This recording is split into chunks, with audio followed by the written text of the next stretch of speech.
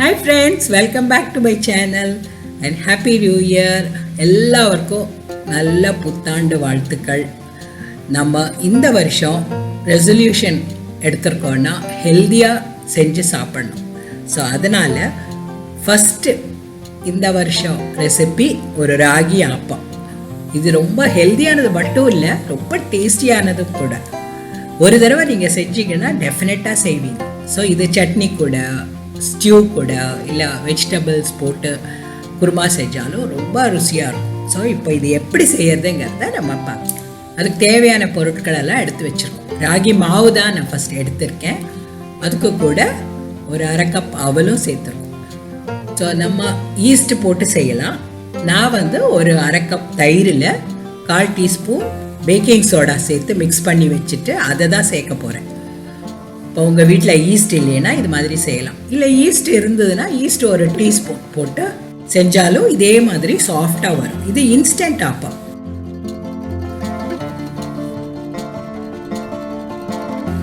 உடனே நமக்கு சுட்டு எடுக்கணும்னா தான் இந்த பேக்கிங் சோடா நம்ம சேர்க்கணும். இல்லைன்னா நல்லா புளிக்க வச்சு ஃபர்மெண்ட் பண்ணிட்டு கூட செய்யலாம். ஸோ முதல்ல ஒரு பவுலில் 1 கப் ராகி மாவு சேர்த்துக்கலாம். அதே மாதிரி ஒரு அரை கப்பு கெட்டி அவலை எடுத்திருக்கேன். அதில் தண்ணி சேர்த்து ஊற வைக்கணும். ஒரு கெட்டி அவலானதுனால கொஞ்சம் நேரம் ஊறினதுக்கப்புறம் மிக்சியில் அதை நல்லா அரைச்சிட்டு அதுக்கு கூட ராகி மாவையும் சேர்த்து ஒரு அரை கப் துருவின தேங்காய், சோடா போட்டு வச்சிருந்தோம் இல்லையா, தயிர், அதுவும் சேர்த்து, ரொம்ப புளிப்பு இல்லாத தயிர் போதும். உப்பும் சேர்த்து ஒரு மைய பேஸ்ட் அரைச்சி எடுத்துக்கணும்.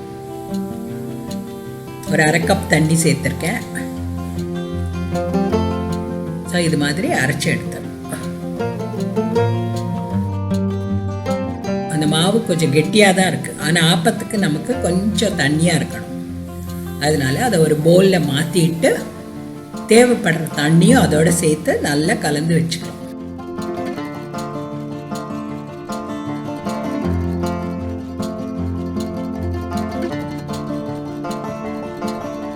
தோசை மாவை விட கொஞ்சம் தின்னாக இருக்கணும். அந்த கன்சிஸ்டன்சி தான் நமக்கு தேவைப்படும். இதை நல்லா மூடி எடுத்து தனியாக வச்சுக்கலாம். ஸோ ஈஸ்ட் சேர்த்தாலும் நல்லா பொங்கி வரும். உடனடியாக சுடுறதுக்கு ஈஸ்ட் இல்லைன்னா பேக்கிங் சோடா சேர்க்கலாம். இல்லைன்னா நல்லா ஒரு 8 hours நீங்கள் வச்சுருந்தா நல்ல ஃபர்மெண்ட் ஆகி புளிப்பு ரொம்ப நல்லா சாஃப்டாகவே வரும். ஸோ இப்போ ஆப்ப பேனை சூடாக்கிட்டு கொஞ்சம் எண்ணெய் ஊற்றி டிஷ்யூ விட்டு க்ளீன் பண்ணி எடுத்துட்டு நம்ம ஒரு 1.5 கரண்டி மாவு ஊற்றி அதை முள்ள திருப்பி விடலாம். நம்ம ஆப்பத்துக்கு எப்படி சுற்றி இப்படி பண்ணுவோமோ அது மாதிரி செஞ்சால் ஓரம் கிறிஸ்பியாக, நடுவில் சாஃப்டாக வரும். அது மூடி வச்சு லோ ஃப்ளேமில் தான் வேக வைக்கணும். ஸோ நம்ம எந்த ஆப்பம் செஞ்சாலுமே அதே மாதிரி தான் ராகி ஆப்பமும் ரொம்ப ஈஸியாக வந்துடும். அண்ட் டேஸ்டியான ஒரு ராகி ஆப்பம். ஸோ இது மாதிரி செஞ்சு பார்த்துருங்க.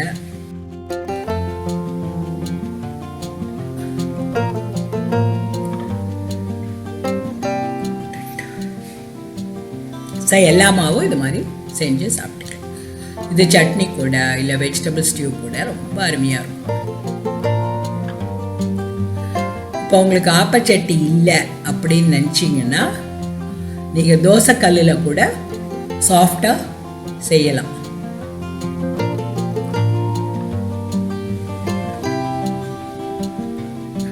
ஸோ இது கொஞ்சம் குழிவான தோசைக்கல். இப்போ இதில் கொஞ்சம் எண்ணெய் தடவிட்டு அதே மாதிரி கொஞ்சம் குண்டா சொல்லலாம்.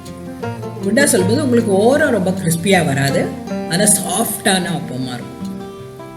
இது மாதிரியும் நீங்கள் செஞ்சுக்கலாம்.